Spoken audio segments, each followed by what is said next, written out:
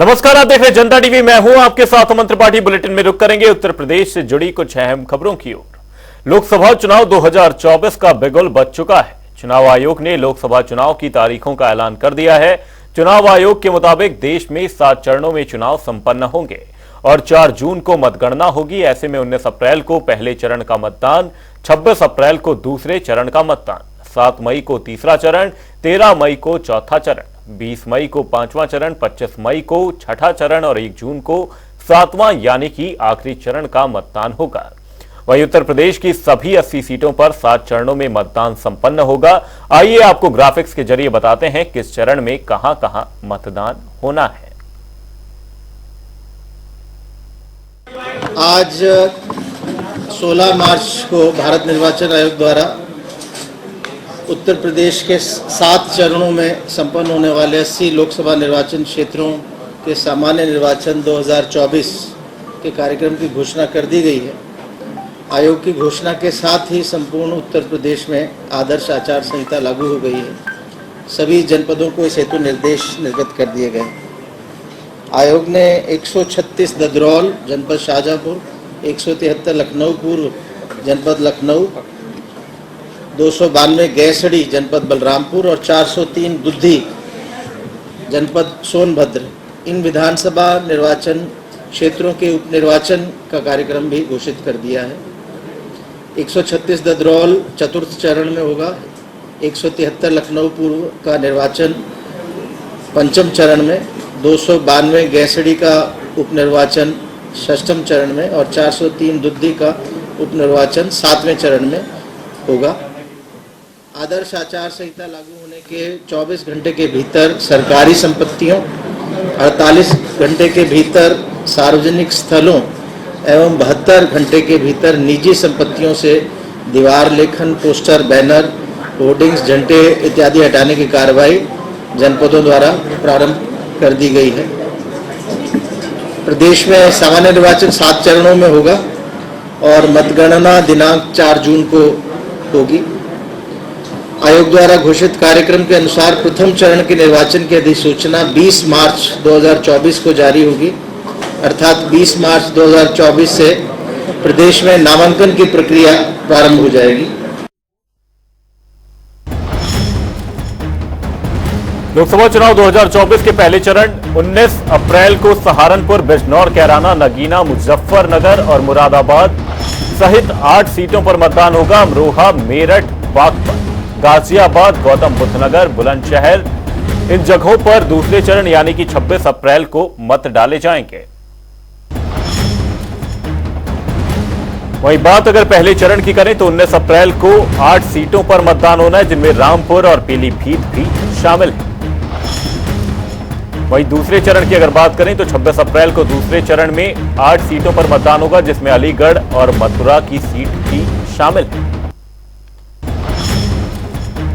तीसरे चरण का मतदान 7 मई को होता नजर आएगा, जिसमें 10 सीटों पर मतदान होगा। संभल, हाथरस, आगरा, फतेहपुर सीकरी, फिरोजाबाद और मैनपुर, साथ ही एटा, बदायूं, बरेली और आंवला, इन सीटों पर मतदान तीसरे चरण में होता नजर आएगा। बात अगर चौथे चरण की करें, 13 मई को चौथे चरण का चुनाव होता नजर आएगा, जहां 13 सीटों पर मतदान होगा। शाहजहांपुर, खीरी, धौरहरा, सीतापुर, हरदोई, मिश्रिक, उन्नाव, फर्रुखाबाद, इटावा, कन्नौज, कानपुर, अकबरपुर।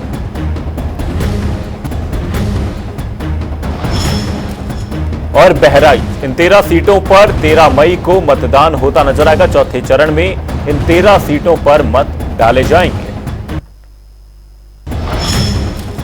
बात अगर 5वें चरण की करें, 20 मई को 5वें चरण का मतदान होना है, जिसमें 14 सीटों पर मतदान होता नजर आएगा। मोहनलालगंज, लखनऊ, रायबरेली, अमेठी, जालौन, हमीरपुर, बांदा, फतेहपुर, कौशांबी, बाराबंकी, फैजाबाद।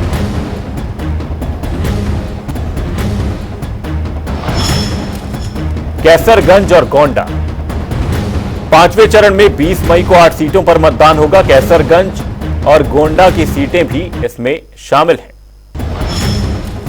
वहीं छठे चरण की अगर बात करें तो 26 मई को छठे चरण का मतदान होगा। सुल्तानपुर, प्रतापगढ़, फूलपुर, प्रयागराज, अंबेडकर नगर, श्रावस्ती, डुमरियागंज, बस्ती, संत कबीर नगर, लालगंज, आजमगढ़, जौनपुर।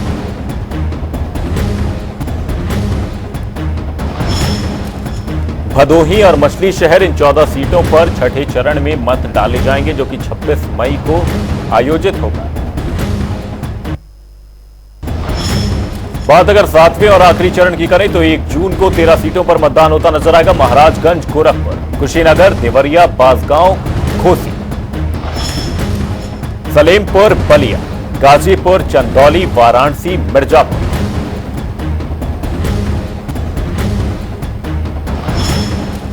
और रॉबर्ट्सगंज की इन 13 सीटों पर मतदान आखिरी यानी कि 7वें चरण में 1 जून को होता नजर आएगा।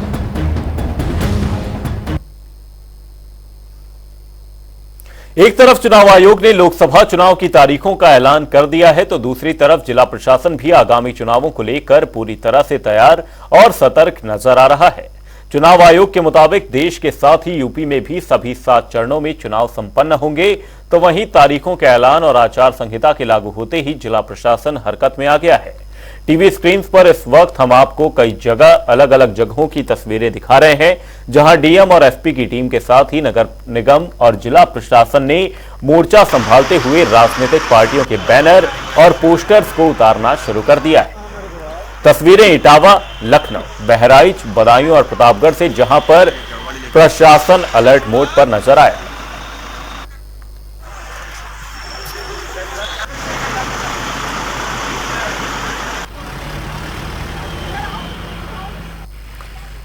इसी खबर पर हमारे यूपी ब्यूरो हेड अनिल के अंकुर तमाम जानकारी के साथ हमारे साथ जुड़े हुए हैं। अनिल जी, आपसे जानना चाहूंगा, लोकसभा चुनाव पूरे 7 चरणों में उत्तर प्रदेश में आयोजित किए जाने, इस दौरान आचार संहिता भी लगा दी गई है। किस तरह का माहौल फिलहाल उत्तर प्रदेश में देखा जा रहा है, क्योंकि 80 लोकसभा सीटों वाला उत्तर प्रदेश दिल्ली की राजनीति को तय करता नजर आता है? देखिए अमन, सबसे बड़ी बात यह है कि उत्तर प्रदेश में जब से चुनाव की घोषणा हुई है, तो निश्चित रूप से जहां तक के इस बात करें प्रशासनिक स्तर पर, तो प्रशासन पूरी हरकत में आ गया था। ठीक उसी समय से जैसे ही आचार संहिता लागू हुई, उसके बाद तुरंत बाद से लखनऊ में जितने भी चुनावी पॉलिटिकल पार्टीज के बैनर पोस्टर से नगर निगम और पालिकाओं द्वारा और कर्मचारियों द्वारा उनको उखाड़ने का काम शुरू कर दिया गया, और जहां भी वॉल पेंटिंग या कहीं पर पोस्टर चिपके हुए थे उनको भी निकालने का काम शुरुआती तौर पर यह साफ तौर पर दिखा था। लेकिन इसके साथ ही साथ जो सियासी सरगर्मियां थी वो बेइंतहा बढ़ गई। पार्टी कार्यालयों की बात करें तो पार्टी कार्यालयों में जहां पे टिकटार्थी जैसा कि समाजवादी पार्टी का मुख्यालय लखनऊ में है, तो लखनऊ में समाजवादी पार्टी कार्यालय में लगातार देर रात तक भीड़ लगी रही। आज सुबह से भी वहां पे कार्यकर्ताओं की जो टिकटार्थी है अपने समर्थकों के साथ मौजूद है। कोई शिवपाल सिंह यादव के पास है, तो कोई अलग अलग खेमे बटे हुए हैं, क्योंकि अखिलेश यादव अभी अपने आवाज पे थोड़ी देर में पार्टी कार्यालय पहुंचेंगे और आज निश्चित रूप से एक बार जो सीटें हैं सीटों की घोषणा कर सकते हैं। इसी प्रकार भारतीय जनता पार्टी की बात करें तो भारतीय जनता पार्टी के जो नेशनल मुख्यालय, राष्ट्रीय मुख्यालय दिल्ली में है, और अधिकांश सीटों का जो फैसला है वहीं से होना है।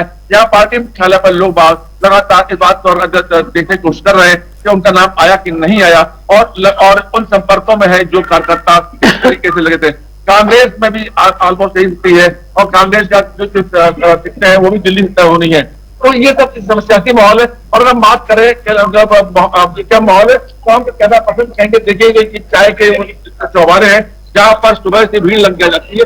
ये सभी लोग तरह की चर्चाएं यहाँ पर सियासत में जुटी हुई है, और लोग तय कर रहे हैं कि आखिर क्या क्या मुद्दे हो सकते हैं चुनाव में इस बार, और इन पर तमाम मुद्दों पर बहस हो रही है। तो अब निश्चित रूप से मैं कह सकता हूँ कि चुनावी माहौल चुनाव की घोषणा के बाद पूरे सक्रिय हो गया है।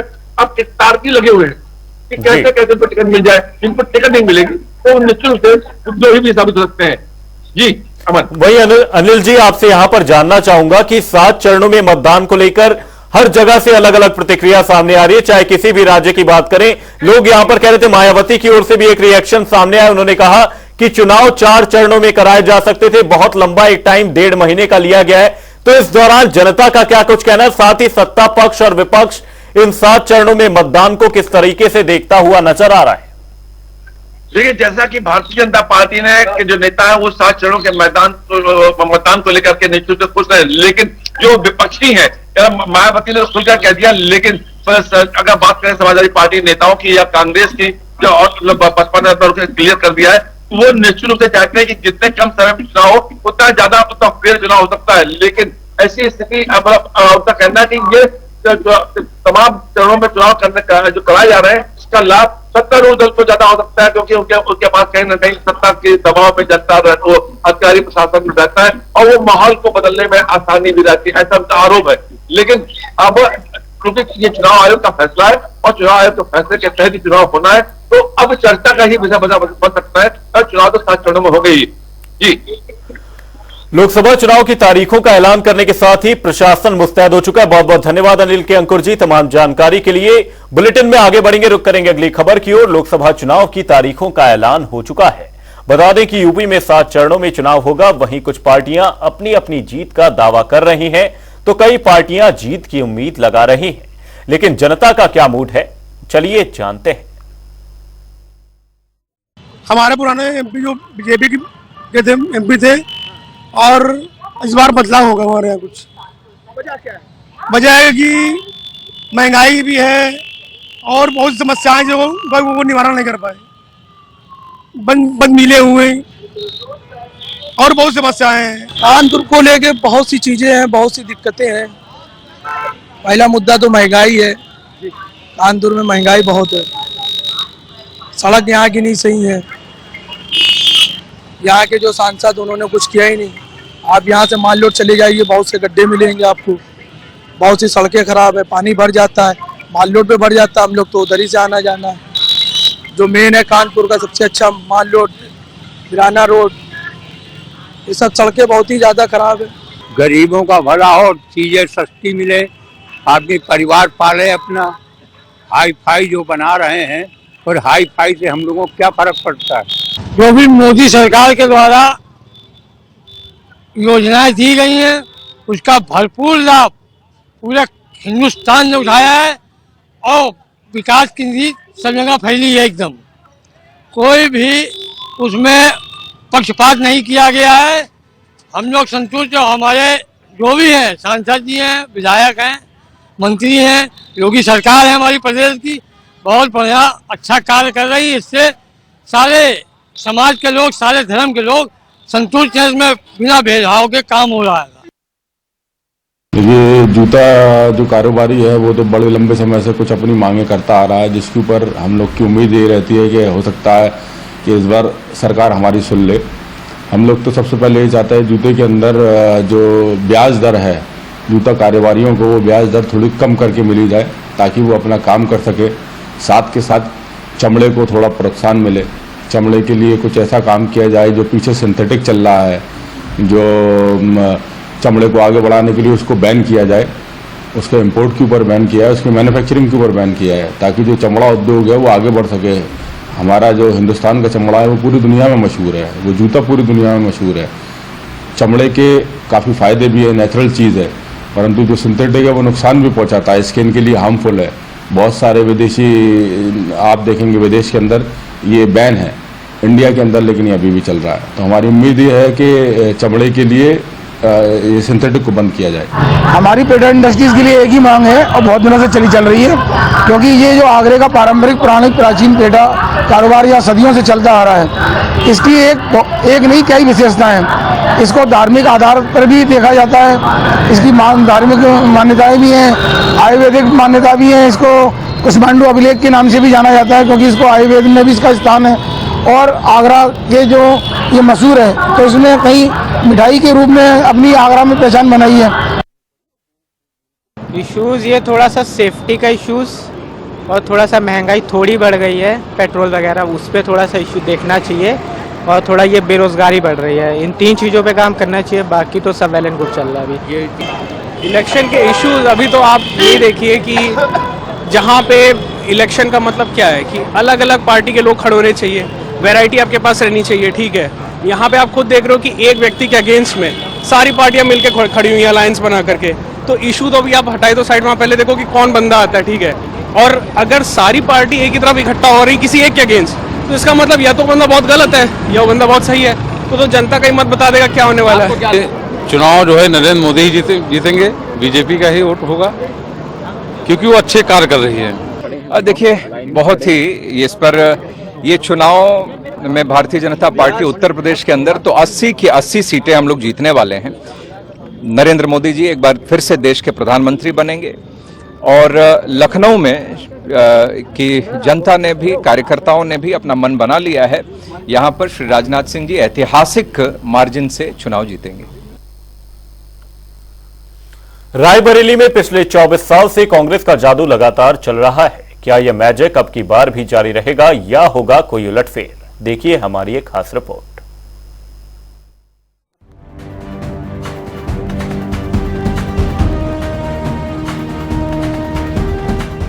रायबरेली में 24 साल से चल रहा गांधी परिवार का जादू।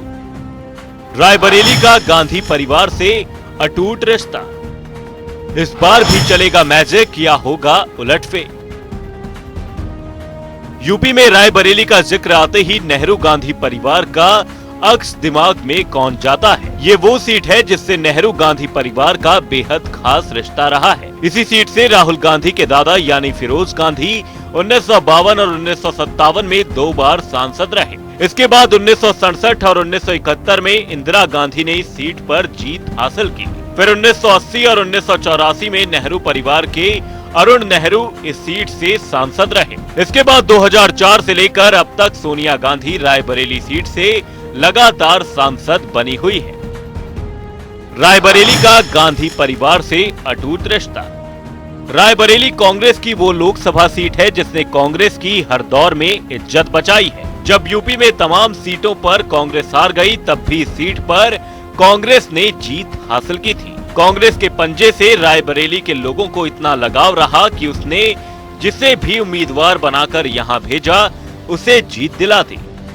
रायबरेली लोकसभा सीट का इतिहास। 2019 सोनिया गांधी कांग्रेस, 2014 सोनिया गांधी कांग्रेस, 2009 सोनिया गांधी कांग्रेस, 2004 सोनिया गांधी कांग्रेस, 1999 सतीश शर्मा कांग्रेस। रायबरेली सीट पर केवल 3 बार हारी कांग्रेस। इस सीट पर कांग्रेस आज तक केवल 3 बार ही हारी। पहली बार उसे 1977 में करारी मात देखनी पड़ी। कांग्रेस को दूसरी बार 1996 और तीसरी बार 1998 के चुनावों में हार का मुंह देखना पड़ा। रायबरेली सीट केवल 3 बार हारी कांग्रेस। कांग्रेस को पहली बार 1977 में करारी मात देखनी पड़ी जब राज नारायण ने इंदिरा गांधी को हरा दिया था। ये चुनाव इमरजेंसी के दौर के बाद हो रहा था। देश की जनता में कांग्रेस के खिलाफ बड़ा गुस्सा था, जिसका नुकसान इंदिरा गांधी को हार के रूप में भुगतना पड़ा। दूसरी बार 1996 और तीसरी बार 1998 में चुनावों में हार हुई। बीजेपी के प्रत्याशी रहे अशोक सिंह ने 2 चुनावों में कांग्रेस को पटकनी दी। 3 हार के अलावा कांग्रेस आज तक इस सीट पर अजेय बनी हुई है। लोकसभा चुनाव 2024 नजदीक है। नरेंद्र मोदी की अगुवाई में बीजेपी लगातार तीसरी बार सत्ता पर काबिज होने के लिए पूरा जोर लगा रही है। वहीं विपक्षी दल भी उलटफेर करने की रणनीति बनाने में जुटे हुए हैं। चुनाव से पहले उत्तर प्रदेश की रायबरेली सीट पर क्या है सियासी समीकरण, ग्राफिक्स के माध्यम से समझते हैं। रायबरेली का सियासी समीकरण। एससी वर्ग वोटरों की संख्या 34%, ब्राह्मण वोटरों की संख्या 11%, ठाकुर वोटरों की संख्या 9%, यादव वोटरों की संख्या 7%, मुस्लिम वोटरों की संख्या 6%, अन्य वर्गों के वोटरों की संख्या 23%। सोनिया का इनकार, इस बार कौन लड़ेगा चुनाव? सोनिया गांधी ने अपनी बढ़ती उम्र और बीमारी की वजह से चुनाव लड़ने से इनकार कर दिया है। ऐसे में देखना होगा कि पार्टी अपने इस अभेद्य दुर्ग से किसे मैदान में उतारती है। पार्टी सूत्रों के मुताबिक प्रियंका गांधी वाड्रा और राहुल गांधी के इस सीट पर चुनाव लड़ने की चर्चा है। देखना होगा कि यहां पर किन प्रत्याशियों में घमासान होता है। स्पेशल डेस्क, जनता टीवी।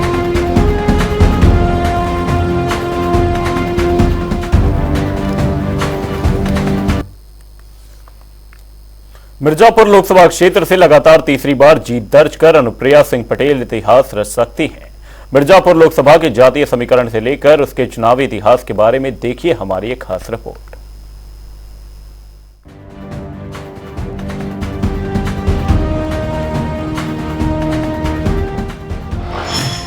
मिर्जापुर लोकसभा चुनाव 2024।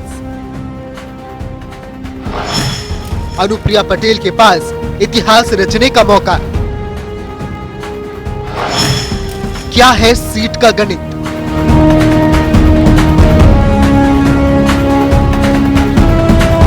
मिर्जापुर नाम लेते ही युवाओं के जहन में कालीन भैया का चेहरा कौन ढूंढता है। ये जगह वैसी है नहीं जैसा मिर्जापुर नाम की वेब सीरीज में दिखाया गया है। कजरी और बिरहा मिर्जापुर की फिजाओं में गूंजते हैं। मैकल पर्वतमाला से घिरा मिर्जापुर अपने घाटों, मंदिरों और घंटाघर के लिए मशहूर है। 90s वाले मिर्जापुर को शायद फूलन देवी की वजह से जानते हो। चंबल के बीहड़ों से निकली डकैत फूलन देवी ने जब राजनीति की चौखट पर कदम रखा तो मिर्जापुर से ही लोकसभा पहुंची। मिर्जापुर ने 2 बार फूलन को लोकसभा भेजा मगर अपनी रवायत नहीं तोड़ी। मिर्जापुर लोकसभा सीट से कोई भी तीसरी बार सांसद नहीं बना। बता दें, वर्तमान सांसद अनुप्रिया पटेल के पास ये मौका जरूर है कि वो इतिहास रच सकती हैं। 2024 लोकसभा चुनाव में अपना दल सोनेलाल की अनुप्रिया की राह में सबसे बड़ा रोड़ा समाजवादी पार्टी साबित हो सकती है। अनुप्रिया की पार्टी सत्ताधारी एनडीए का हिस्सा है। वो प्रधानमंत्री नरेंद्र मोदी की सरकार में राज्य मंत्री हैं। चुनाव से ठीक पहले सरकार ने उनकी सुरक्षा वाई कैटेगरी से बढ़ाकर जेड कैटेगरी की कर दी है। मिर्जापुर उत्तर प्रदेश की 80 लोकसभा सीटों में से एक है। 2008 से पहले मिर्जापुर भदोही लोकसभा क्षेत्र हुआ करता था। 2008 में परिसीमन के बाद मिर्जापुर और भदोही लोकसभा क्षेत्र अलग अलग हो गए। पूरा मिर्जापुर जिला इस लोकसभा क्षेत्र के दायरे में आता है।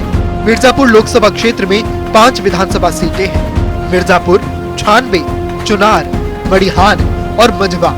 छानबे पर अपना दल एस का काबिज है और मझवा सीट निषाद पार्टी के पास है। बाकी तीनों विधानसभा सीटें भारतीय जनता पार्टी के पास है। मिर्जापुर लोकसभा क्षेत्र के वोटर्स ने किसी एक पार्टी पर लंबे समय तक भरोसा नहीं किया। पिछले 2 बार से यहाँ की जनता अनुप्रिया पटेल को लोकसभा भेज रही है। 1999 में समाजवादी पार्टी की फूलन देवी को लोकसभा भेजा। 2002 में समाजवादी पार्टी से रामरती बिंद पहुंची। 2004 में बसपा से नरेंद्र कुशवाहा सांसद बने। 2007 में बसपा के ही रमेश दुबे सांसद बने। 2009 में समाजवादी पार्टी के बाल कुमार पटेल यहां से लोकसभा सांसद बने। 2019 में अपना दल एस की अनुप्रिया पटेल यहां से चुनी गई। 2014 में अपना दल की ही अनुप्रिया पटेल एक बार फिर लोकसभा के लिए चुनी गई। मिर्जापुर लोकसभा सीट की जातीय समीकरण की बात करें तो मिर्जापुर जिले की आबादी करीब 25 लाख है। पुरुषों की जनसंख्या करीब 13 लाख, महिलाओं की जनसंख्या करीब 11 लाख। पिछड़े और सामान्य वर्ग की आबादी करीब 18,15,709। अनुसूचित जाति और जनजाति की आबादी करीब 6,80,261। हिंदुओं की आबादी 22 लाख से अधिक। मुस्लिमों की जनसंख्या करीब 2 लाख। ईसाइयों की जनसंख्या करीब 2300। वैश्य समाज की जनसंख्या करीब 70,000। मिर्जापुर लोकसभा सीट देश की ऐसी सीटों में शामिल है जहां से तीसरी बार कोई सांसद नहीं बना है। ऐसे अब देखना दिलचस्प होगा कि क्या मिर्जापुर से 2 बार की सांसद अनुप्रिया पटेल जीत हासिल कर इतिहास रच पाएंगी। स्पेशल डेस्क, जनता टीवी।